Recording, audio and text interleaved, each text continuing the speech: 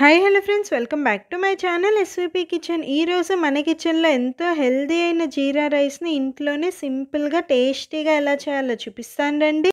వీడియోలో జీరా పౌడర్ ఎలా చేయాలో క్లియర్గా ఎక్స్ప్లెయిన్ చేశాను. వీడియోని స్కిప్ చేయకుండా చూడండి. నేను చెప్పిన విధంగా జీరా పౌడర్ ఒక్కసారి చేసి పెట్టుకుంటే మీకు ఎప్పుడు కావాలంటే అప్పుడు ఇన్స్టెంట్గా జీరా రైస్ చేసేసుకోవచ్చు.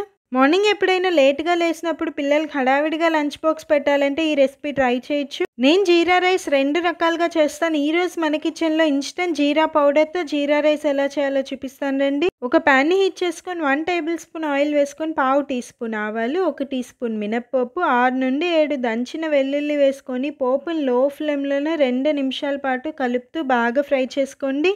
మీకు ఇంకా ఏం రెసిపీస్ కావాలో కమెంట్స్లో అడగండి. సన్నగా తరిగిన 1 మీడియం సైజ్ ఉల్లిపాయ ముక్కలు, కారం కోసం 1 లేదా 2 పచ్చిమిర్చి వేసుకొని, 1 రెమ్మ కరివేపాకు, ఆనియన్స్లో లైట్గా సాల్ట్ వేసుకుంటే ఆనియన్స్ ఫాస్ట్గా ఫ్రై అయిపోతాయి.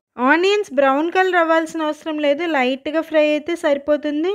అందరు మన రెసిపీస్ చూస్తున్నారు కానీ సబ్స్క్రైబ్ చేయట్లేదు. మన ఛానల్లో వచ్చే ఏ ఒక్క రెసిపీ మీకు నచ్చిన సబ్స్క్రైబ్ చేసుకొని ఛానల్ని సపోర్ట్ చేయండి. ఆనియన్స్ బాగా ఫ్రై అయ్యాక ముందుగానే పొడి పొడిగా ఉడికించుకున్న అన్నంని పూర్తిగా చల్లారి పెట్టేసుకొని ఫ్రై చేసి పెట్టుకున్న ఆనియన్ మిక్స్లో వేసుకొని మీరు తీసుకున్న రైస్ క్వాంటిటీకి సరిపడ సాల్ట్ వేసుకోండి. నా దగ్గర జీరా పౌడర్ ఎప్పుడు రెడీగా ఉంటుంది కాబట్టి వేయించిన జీలకర్ర పొడి నేను తీసుకున్న రైస్కి 1/2 టీ స్పూన్ వేసుకుంటున్నాను. మీరు ఎక్కువ రైస్ తీసుకుంటే జీరా రైస్ క్వాంటిటీ కూడా పెంచుకోండి. జీలకర్ర పొడి, సాల్ట్, పోపు అన్నంలో మిక్స్ అయ్యే విధంగా బాగా మిక్స్ చేసుకోండి. ఒక ప్యాన్ని హీట్ చేసుకొని 50 గ్రాముల వరకు జీలకర్ర వేసుకొని లో ఫ్లేమ్లోనే కలుపుతూ జీలకర్రని బాగా ఫ్రై చేసుకొని పూర్తిగా చల్లారాక మిక్సీలో వేసుకొని మెత్తగా పౌడర్ చేసి పెట్టుకోండి.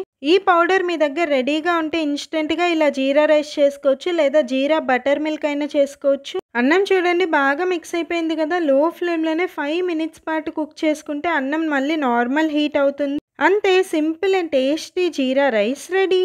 ఈ జీరా రైస్లోకి కారం వాడకుండా ఇలా పచ్చిమిర్చి వాడడం వల్ల జీరా రైస్ కలర్ అయినా ఫ్లేవర్ అయినా బాగుంటుంది. ఇలా జీరా రైస్ని ఒక బౌల్లోకి సర్వ్ చేసి ఇచ్చారంటే ఎవరైనా ఇష్టంగా తినాల్సిందే, అంత రుచిగా ఉంటుంది. జీరా రైస్ చూసారు కదా, పొడి పొడిలాడుతూ ఎంత పర్ఫెక్ట్గా వచ్చిందో. మరి రెసిపీ నచ్చిందా? మీకు రెసిపీ నచ్చిందో లేదో నాకు తెలియట్లేదు. ఒకవేళ నచ్చితే ఒక లైక్ అయినా చేయండి, లేదా కమెంట్ అయినా చేయండి. మరిన్ని ఇలాంటి ఇంట్రెస్టింగ్ రెసిపీస్ మీరు నేర్చుకోవాలంటే మన ఛానల్ తప్పకుండా సబ్స్క్రైబ్ చేసి పక్కనే ఉన్న బెల్ ఐకాన్ యాక్టివేట్ చేసి ఆల్ అనే ఆప్షన్ని సెలెక్ట్ చేయండి.